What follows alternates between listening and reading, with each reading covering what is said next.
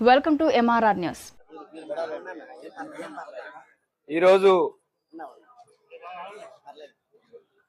ఆంధ్రప్రదేశ్ రాష్ట్రం మీద లేదా ఆంధ్రప్రదేశ్ రాష్ట్ర ప్రజలపైన చంద్రబాబు గారికి ఎందుకంత పగో నాకు అర్థం కావట్లేదు. ఎందుకు అనిపిస్తుందంటే, జనరల్ గా నేను విజనరీ అని చెప్పుకునే ఆయన మామూలుగా మనలో ఎవరైనా సీనియర్ అనుకోండి, ఏ వ్యవస్థనైనా బాగు చేయాలంటే ఏం చేస్తారు? నడుస్తున్న వ్యవస్థలో ఏమన్నా చిన్న చిన్న ఇబ్బందులు ఉన్నాయి, వాటిని సరిచేసి బాగు చేద్దామని చూస్తారు. ఈలో నాకు అర్థం కాని పద్ధతి ఏంటంటే, ఆ వ్యవస్థను పూర్తిగా నిర్వీర్యం చేసేసి ప్రైవేట్ వాడు ఎవడోడికి అమ్మేద్దామని చూస్తాడు. అదేంటో నాకు అర్థం కాదు. గవర్నమెంట్ మెడికల్ కాలేజీలు ప్రైవేట్ అంటాడు, ఫిషింగ్ హార్బర్లు ప్రైవేట్ అంటాడు, పోర్ట్లు ప్రైవేట్ అంటాడు, ఆర్టీసీని ప్రైవేట్ అంటాడు. ఈరోజు వీళ్ళని కూడా ఏం పాపం చేశారు చంద్రబాబు గారు?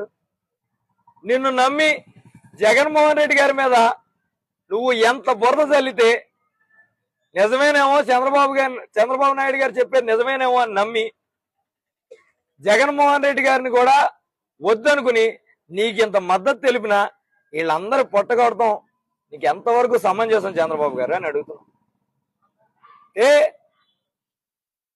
నాకు తెలిసి నేను అనుకునేది, నీ ప్లాన్ ఏంటంటే, ఆల్రెడీ నీ కార్యకర్తలు మట్టిలో దోచుకుంటున్నారు, ఇల్లు కడితే దోచుకుంటున్నారు, అన్ని దోచేసుకుంటున్నారు. ఇక ఆ దోపిడీ సాలగా మీరు మీ అబ్బాయి గారు మీ కార్యకర్తలు దోచుకోవడానికి రిజిస్టర్ ఆఫీస్ చక్కగా గంప గుర్తి కనపడినట్టుంది.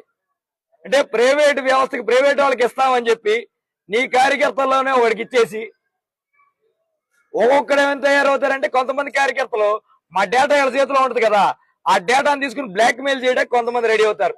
ఫోన్ కొట్టి నీ డేటా నా దగ్గర ఉంది ఎంత ఇస్తామని బ్లాక్ మెయిల్ కొంతమంది. రిజిస్ట్రేషన్ చేయాలంటే నాకు ఇంత ఇవ్వాలి.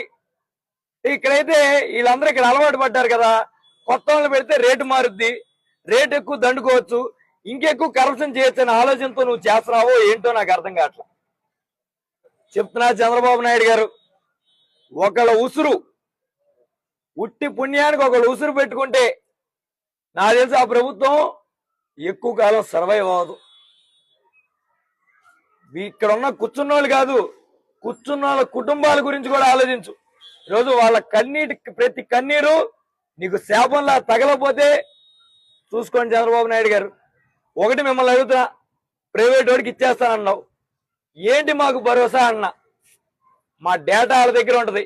ఈరోజు ఎంతమంది కూర్చుంటే రిజిస్ట్రేషన్లే టైం పడుతుంది.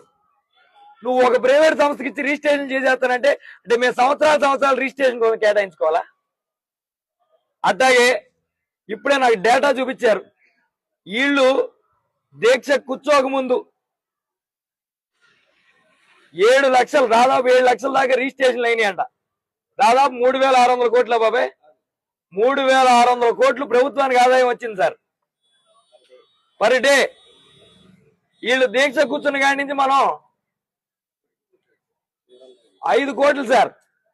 3,000కి 5 ఎన్నింతలో మీకు తెలిసేమో, మన విజనరీ కదా, లెక్కేసుకోండి. ఎందుకు ఈ మాట మాట్లాడుతున్నానంటే, కడుపు కాలి ఇల్లు కూర్చున్నా కూడా నష్టం మనకే సార్, ప్రభుత్వానికి. అంటే మన ఇంటికే నష్టం లేదులేండి సార్, మనకి లోకేష్ బాబు గారికి ప్రైవేట్ కంపెనీ పర్సంటేజ్ ఇస్తుంది కదా, మన ఇంటికి నష్టం లేదు. కానీ మనం నడిపే ప్రభుత్వానికి, దాని వెనకాల ఉన్న ప్రజలకి నష్టం. అంటే ఇక్కడ కూర్చుని కూడా ప్రభుత్వానికి నష్టం జరుగుతుందని వాళ్ళు బాధపడుతున్నారంటే వాళ్ళ కడుపు కొడత ఎంతవరకు సమంజసం చంద్రబాబు నాయుడు గారు అని అడుగుతున్నారు. సత్వరమే వీళ్ళు పడుతున్న భయానికి ధైర్యం చెప్పి ఇది చేసింది తప్పు, మేము వెనక్కి తీసుకున్నామని మీరు చెప్పని ఎడల వీళ్ళు ఏ పోరాటం చేసినా కూడా వీళ్ళ కోసం మేము వెనకాల ఉంటాం, ఖచ్చితంగా వీళ్ళ కోసం నిలబడతాం అని చెప్తున్నాను.